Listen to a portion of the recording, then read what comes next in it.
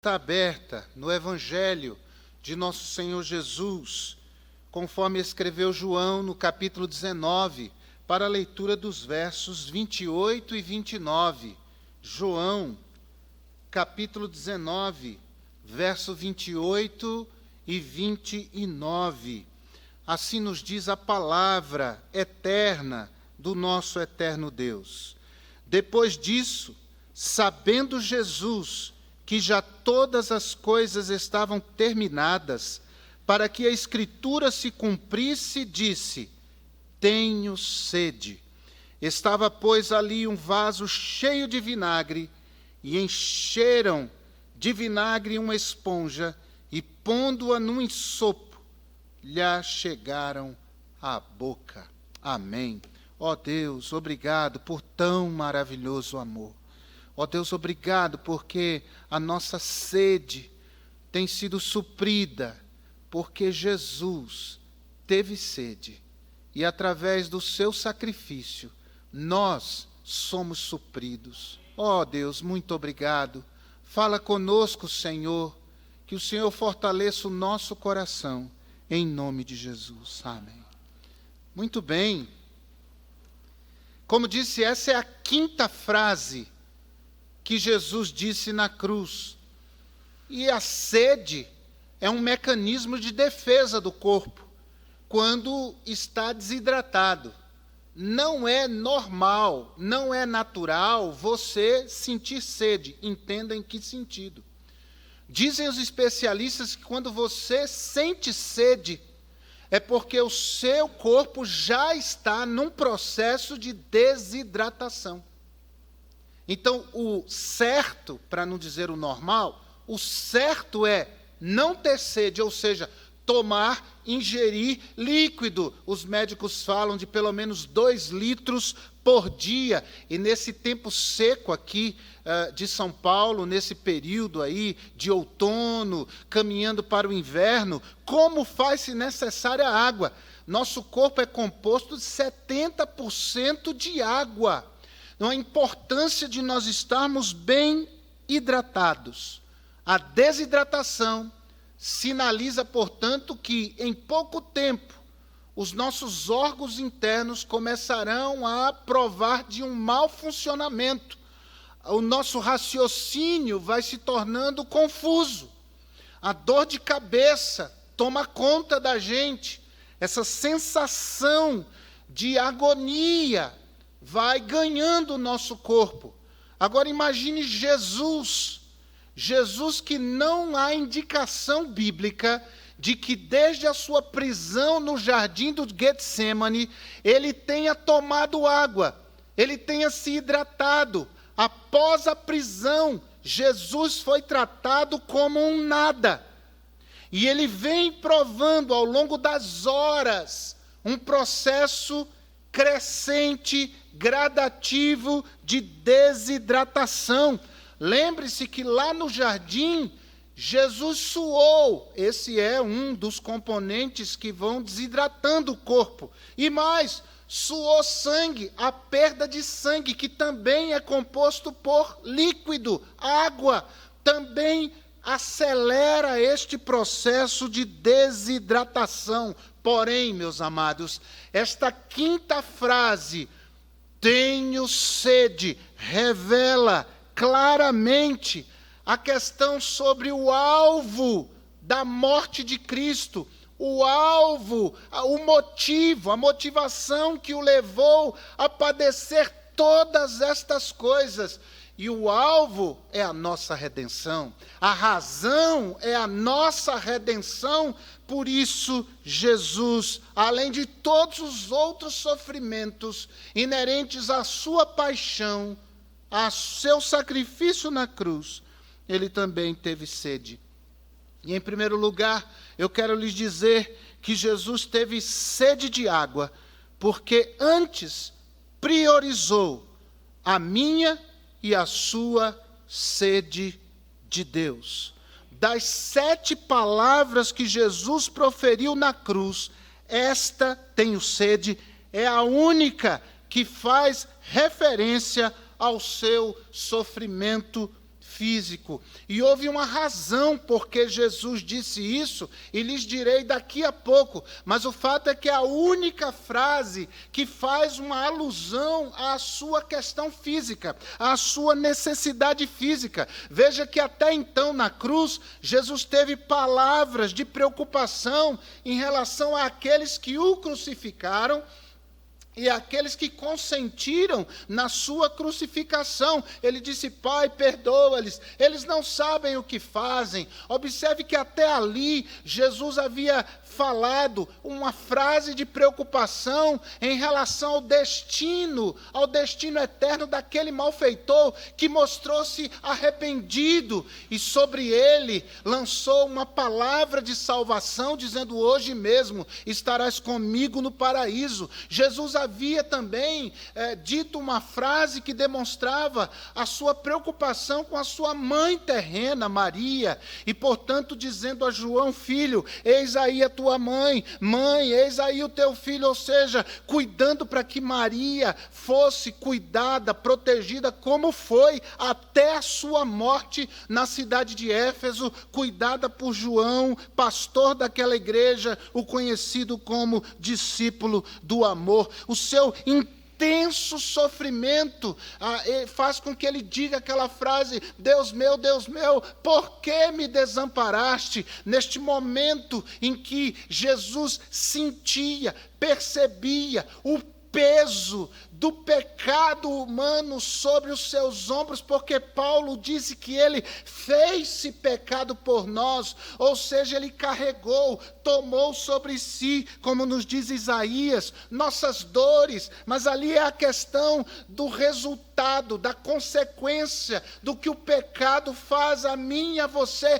Cristo tomou sobre si, e esta frase, por que me desamparastes, não é uma frase egoísta, muito pelo contrário, era a constatação de que ele tomara sobre si o nosso pecado, todos os nossos pecados sobre Jesus, e a certeza de que, conquanto sentisse o desamparo do Pai, nós teríamos a garantia que, uma vez crendo nele, nunca sentiríamos a ausência de Deus. Louvado seja o nome de Jesus. Mas apenas uma frase, portanto, expressa essa angústia pela qual Jesus estava passando.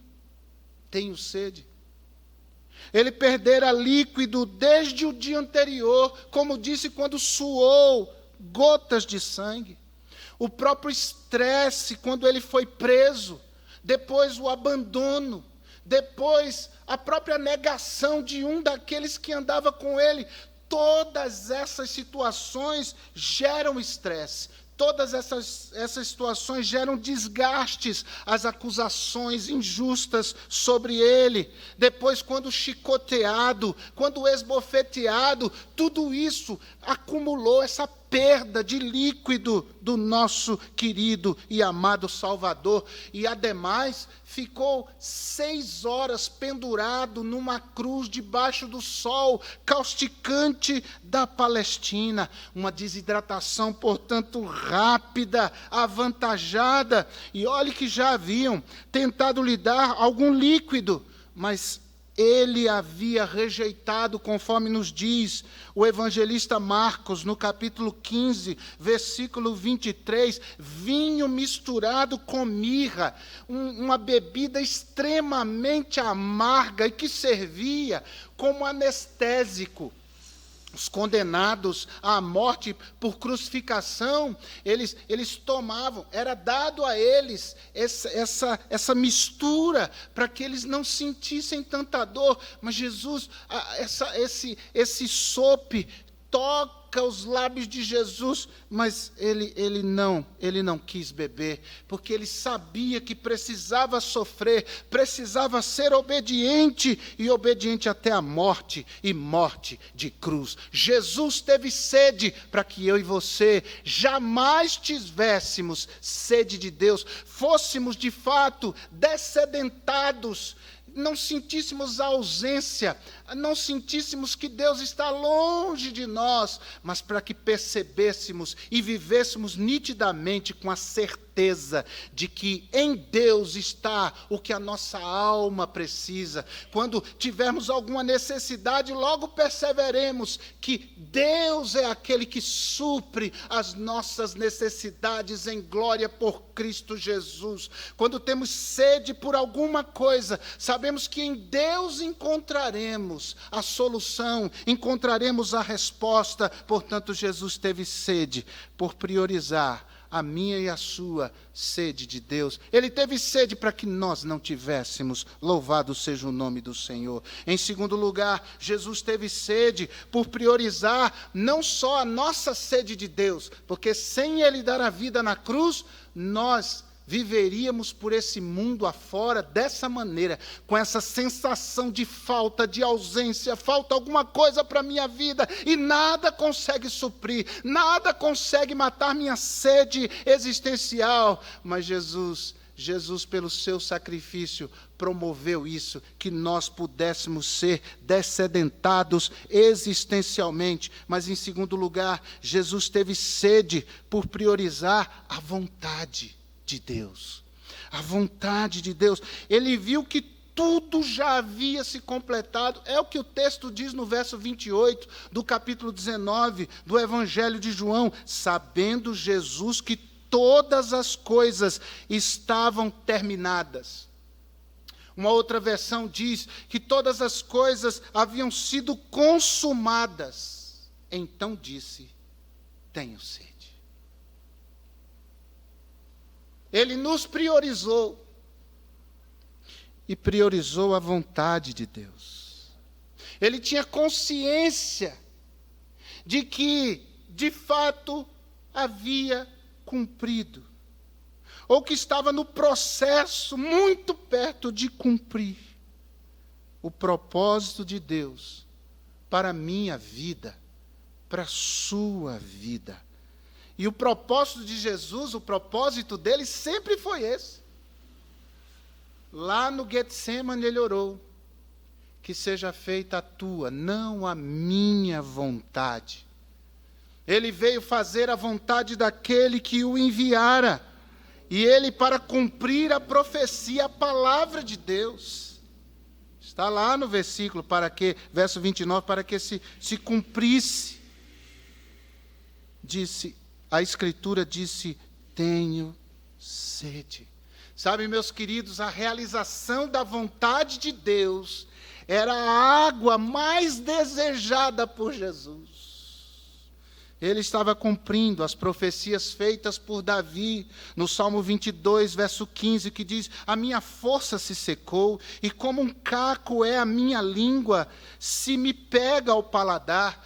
Também o mesmo Davi, inspirado por Deus, Salmo 69, verso 21, quando diz: deram-me fel por mantimento, e na minha sede me deram a beber vinagre. Jesus priorizou a vontade de Deus, a palavra de Deus. Agora, notem, irmãos, que paradoxo, que situação aparentemente contraditória. Aquele que havia dessedentado uma multidão no deserto, fazendo água sair da rocha. Isso no Velho Testamento. O Jesus, Deus, sempre esteve presente, atemporal por ser Deus. Aquele que disse: eu sou a água da vida. João 4, verso 13 e 14. Veja que ironia, aquele que disse: se alguém tem sede, venha a mim e beba. Quem crê em mim, rios de águas vivas correrão dentro dele. João capítulo 7, verso 37 e 38, estava com sede. Oh, que amor! Oh, que amor! Abrir mão do conforto, abrir mão das benesses, dos privilégios, abrir mão por amor a nós, miseráveis pecadores. Oh, que amor! Que abriu mão dos seus próprios desejos para cumprir a vontade de Deus e obedecer a sua palavra. Sabe que quem crê nesse Jesus, que disse tenho sede para nos dessedentar espiritualmente, que disse tenho sede para obedecer à palavra do seu Deus e Pai celestial, esse Jesus fez isso para que eu e você fôssemos privados de ter uma sede eternamente. A Bíblia diz em Lucas 16, verso 24, que havia um homem rico que morreu e foi para o inferno. Foi para o inferno não porque era rico, foi para o inferno porque não creu em Deus e não colocou a sua vida nas mãos de Deus, crendo no sacrifício que Jesus faria. E lá, no Hades, no inferno, em tormentos, ele desejava que alguém molhasse a sua língua com um pouco de água. As pessoas no inferno têm sede. As pessoas no inferno têm sede de Deus e não podem, de maneira nenhuma, ser dessedentados mais. As pessoas no inferno têm sede de salvação e não têm mais acesso a ela. As pessoas no inferno têm sede de viver uma vida com Deus, mas eles não têm mais acesso a isso. Sabe por quê?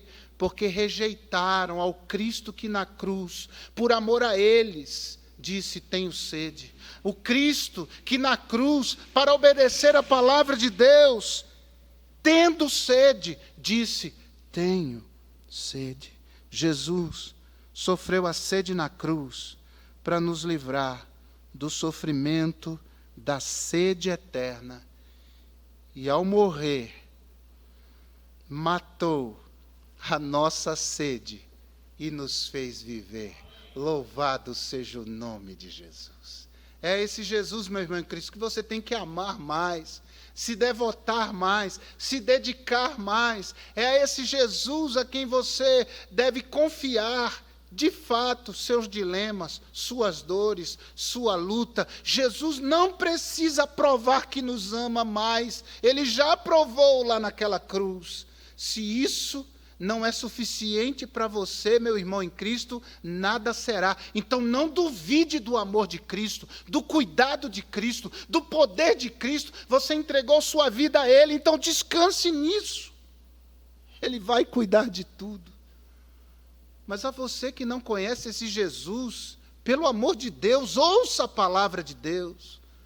Entregue sua vida a Cristo. Talvez você está aí ouvindo essa palavra agora e pensando em seu coração sobre essa distância de Deus, sobre essa tendência de buscar e nunca se sentir satisfeito.